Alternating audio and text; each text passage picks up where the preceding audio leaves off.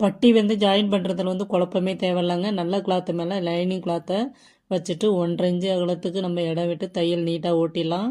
ஓட்டிட்டு திருப்பிட்டு மேலே வந்துட்டு 2ஆக மடிச்சுட்டு ஒரு படிமான தையல் போட்டுருவோம்.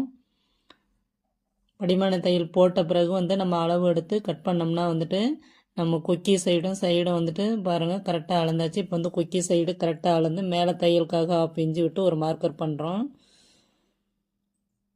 இப்போ வந்து நம்ம பேக் சைடு ரெடி பண்ணி வச்சுருக்கோம். அதிலேருந்து அதில் விட்டு மார்க்கருக்காக ஆரம்பிச்சு மேலே விட்டு ஒரு மார்க்கர் பண்ணுறோம்.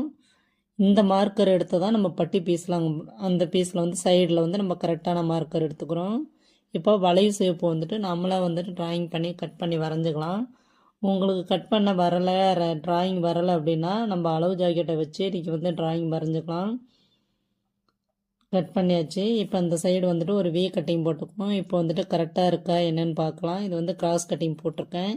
இப்போ வந்து தையல் இது அந்த இது பிசுறு வந்து வெளியில் தெரியாத அளவுக்கு எப்படி தைக்கிறோம் பாருங்கள். நல்ல கிளாத்தும் லைனிங் கிளாத்தை இந்த பீஸ் எல்லாத்தையும் உள்ளே வச்சுட்டு இந்த கிளாத்தை மேலே வைக்கிறோம். 2 சைடு பீஸும் 1/4 இன்ச்சு வெளியில் தெரிகிற அளவுக்கு வச்சுட்டு ஊசி உள்ளே உட்கார வச்சு ஒரு 2 தையல் குத்த விட்டு ஊசி உள்ளே உட்கார்ந்த பிறகு அப்புறமா நம்ம கொஞ்சம் கொஞ்சமாக திருப்பி 3 சமமாக வைக்கிறோம். சென்டரில் டாட்டை வந்து உள்ளே மடித்து விடணும். மடித்து விட்டு இப்போ ஃபுல்லாக கவர் பண்ணுறோம். நமக்கு வந்து பீஸ் வந்து வெளியில் தெரியாது. இதில் என்ன ஒரு தையல் தானே நம்ம போடுறோம் அப்படின்னு பார்க்குறோம். ஒரு தையல் போட்டுட்டு நம்ம வந்து தைச்சி முடிச்சுட்டு வெளியில் வந்து ஒரு படிமான தையல் போட்டுக்கிறோம். கொஞ்சம் உள்ள ஜாக்கெட் வந்து அதில் அடிப்படாமல் சேர்த்து வச்சு தைச்சிடாமல் இந்த பட்டி பீஸும் ஜாக்கெட் பீஸும் மட்டும் வந்துட்டு கரெக்டாக வச்சு தைக்கணும்.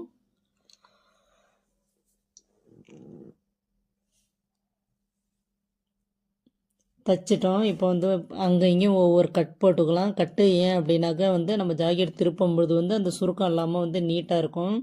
அதனால் ஒரு 4 இடத்துல கட் போட்டுட்டு இப்போ வந்து திருப்பி வரும் பாருங்கள். அந்த நெக்கு துணியை பிடிச்சி இழுத்தோம்னா கரெக்டாக வந்துடும். இப்போ சைடை வந்து அளந்து பார்க்கலாம்.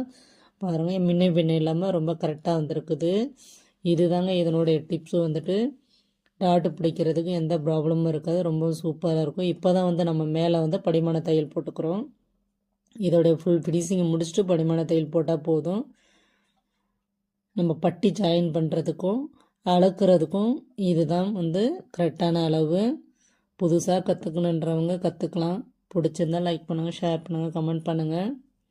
நான் வந்து என்னோடய ப்ளவுஸ் கட்டிங் வந்து ஒவ்வொரு பார்ட்டாக போடுறேன். இந்த ப்ளவுஸோட வீடியோ வந்து பேக் சைடு பைப்பிங் எல்லாமே நான் போட்டிருக்கிறேன் பாருங்கள்.